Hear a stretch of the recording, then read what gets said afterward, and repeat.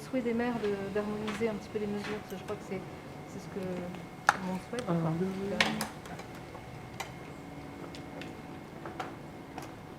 Alors, la question. Bien, Patrice Elie, pour la commune de Saint-Benoît, alors comment est la situation? Alors la situation continue d'évoluer de manière défavorable avec un taux d'incidence qui augmente. Durant ces 2 dernières semaines, on est à 76 cas pour 100 000 aujourd'hui.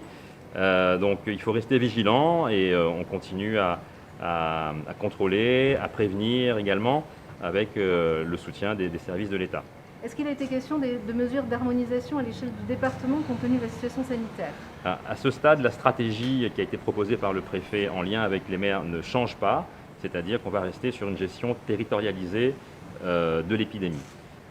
Ensuite, il nous appartiendra, si effectivement le taux d'incidence global évolue de manière trop importante, de décider ou pas d'une mesure généralisée, soit de couvre-feu ou sinon à terme de confinement.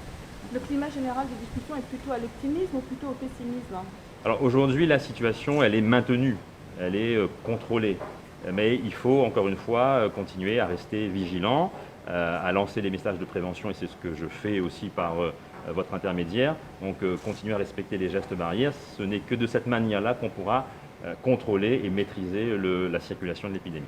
Alors, M. Sély, il y a eu une manifestation hier et aujourd'hui de personnes pour demander la fermeture de l'aéroport de Gilles, ce qui avait été le cas en partie, en tout cas pendant la première vague de l'épidémie. Vous pensez quoi, vous, de cette demande?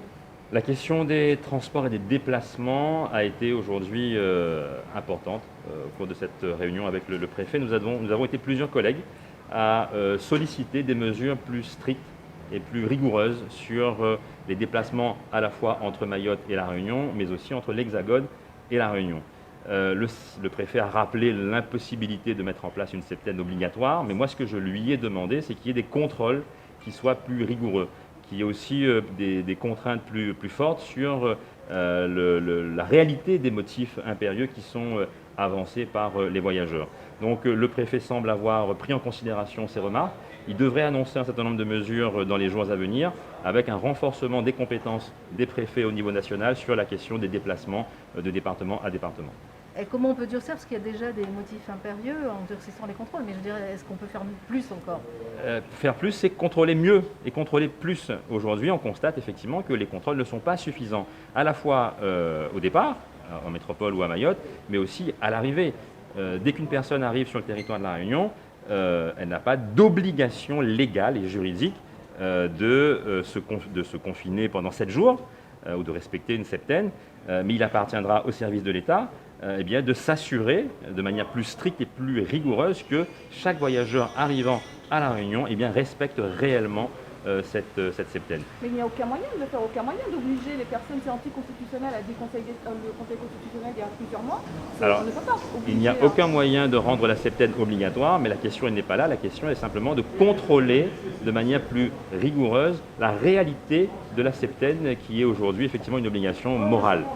C'est une attestation sur l'honneur suffit effectivement à garantir le respect de la septaine. Mais moi, ce que j'ai demandé, c'est que, de la part de l'ARS notamment, il y ait des appels plus fréquents pour vérifier que les gens, effectivement, respectent pendant 7 jours cette obligation de sortir de chez eux.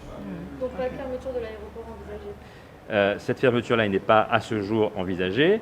Il y a des mesures, malgré tout, qui, selon le préfet, vont être annoncées prochainement, concernant un renforcement des contrôles, notamment sur les déplacements entre Mayotte, l'Hexagone et La Réunion. Alors moi j'ai juste une question sur l'amende, 135 €. Pour certains, ça se tente. 135 € de plus sur son billet d'avion, c'est pas très dissuasif.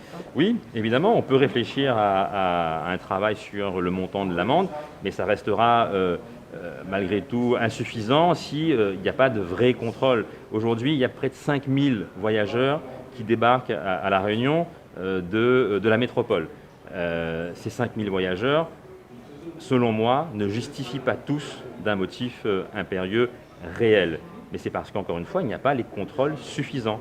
Et donc, il faut renforcer ces contrôles. Ce n'est que de cette manière-là qu'on pourra s'assurer que l'épidémie ne rentre pas. Il y a une circulation aujourd'hui qui est autochtone du virus, Mais avant d'être autochtone, le virus, il a été importé. Et donc, cette porte d'entrée que constitue aujourd'hui l'aéroport de Gilo doit faire l'objet d'un contrôle renforcé. Alors, hormis cette question des transports, est-ce que le durcissement... Cette position qui est la vôtre, est-ce qu'elle est partagée par l'ensemble de vos confrères maires? Oui, aujourd'hui, on constate qu'il y a presque une unanimité de la part des maires qui étaient présents cet après-midi sur cette question du contrôle renforcé, ou en tout cas de mesures renforcées sur les déplacements entre l'Hexagone et la Réunion, et entre Mayotte et la Réunion également. Merci.